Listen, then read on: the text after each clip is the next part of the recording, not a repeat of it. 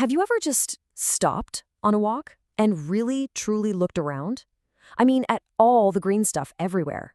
From the tallest tree to the smallest little blade of grass, the world of plants is, well, it's absolutely incredible.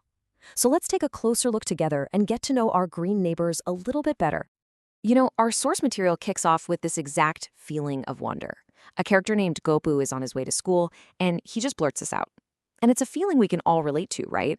The variety is almost, well, it's almost overwhelming, but that's also what makes it so cool. And this variety is a total feast for the senses. I mean, just think about it. Plants come in all sizes, from a tiny little flower to a massive, sprawling oak tree.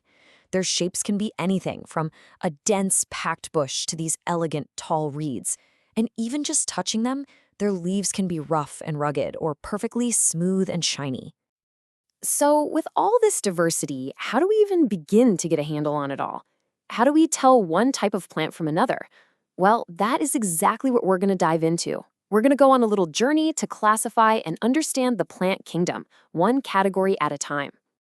It kind of makes sense to start with the biggest and most obvious category, don't you think? When you picture a plant in your head, you probably think of one of these first. The giants of the garden, trees. So what officially makes a tree? Well, it really boils down to a few key things. You've got a single thick woody trunk, a whole bunch of branches that spread out way high above the ground, and deep roots that anchor the whole thing right into the soil. And we see them everywhere.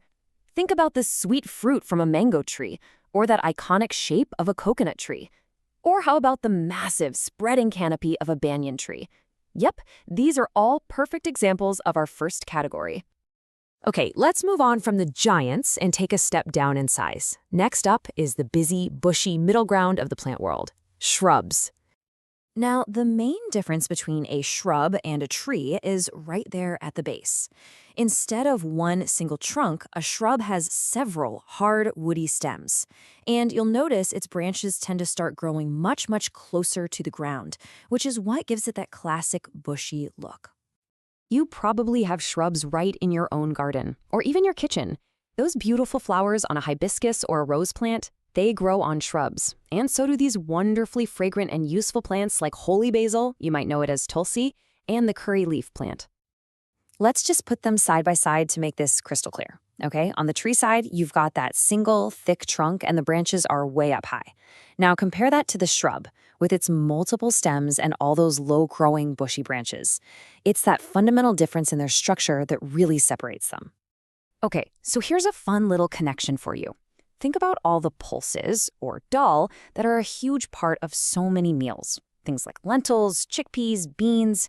What on earth could they have in common with, say, a rose bush? The answer is actually pretty surprising. All of these staple food items, they're actually the seeds of different kinds of shrubs.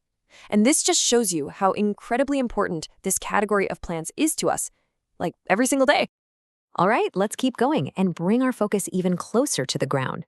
We've gone from the woody giants and the bushy middles, and now we're diving into the small, often fragrant, and totally mighty world of herbs and grasses.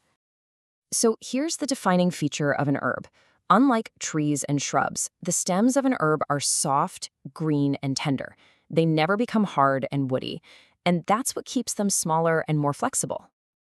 And again, these are plants we all know and love. I mean, think about the refreshing smell of mint, that delicious fruit from a tomato plant, or the bright flavor of coriander. All of these grow on these soft, non-woody stems. They're herbs. Now, when we talk about herbs, we have to talk about a very special subcategory, grasses. Most of us probably just think of grass as, the green carpet that covers a park or a lawn, but that is only a tiny, tiny part of the story. So let me ask you this. What if I told you that the grass family includes some of the tallest and most fundamentally important plants for all of human civilization? I know, it sounds a little crazy, but it is absolutely true. Okay, get ready for this. The staple grains that feed billions of people, we're talking rice, wheat, bajra, they are all just the seeds of different types of grass. That sugarcane that gives us our sugar, yep, that's a giant grass. And bamboo, used for everything from buildings to furniture. It is botanically the world's tallest grass. It kind of changes how you look at a field of wheat, doesn't it? For our last category, let's look at the real clever strategists of the plant world, These are the plants that can't really support themselves, so they've developed these ingenious ways to grow and thrive anyway. Let's talk about climbers and creepers. So both of these plants have these thin, flexible stems, but they use totally different game plans to get by. Climbers, like a money plant or jasmine, they reach for the sky. They find some support, a wall, another plant, whatever, and they grow upwards. Creepers, on the other hand, take a different approach. They spread out horizontally, creeping along the ground. This is a brilliant strategy for plants with really heavy fruits, like watermelons and pumpkins, because it lets them grow without snapping a delicate stem. So we've classified all the plants around us, but, knowledge is just the first step. The source material suggests this really beautiful next step, moving from just classifying plants to actually connecting with one. How to make a plant your friend. And it's such a wonderfully simple idea. First, just pick a plant you see every day. Then, give it a name, make it personal. After that, just pay attention. Really look at its leaves, its flowers, how it changes through the seasons. And finally, take an active role in its life. Water it, make sure it's safe. It's a way to turn all this abstract knowledge into a real relationship. And that brings us to the end. We've journeyed all the way from the tallest trees to the cleverest creepers. So now, the only question left is for you. Next time you're on a walk, take a look around.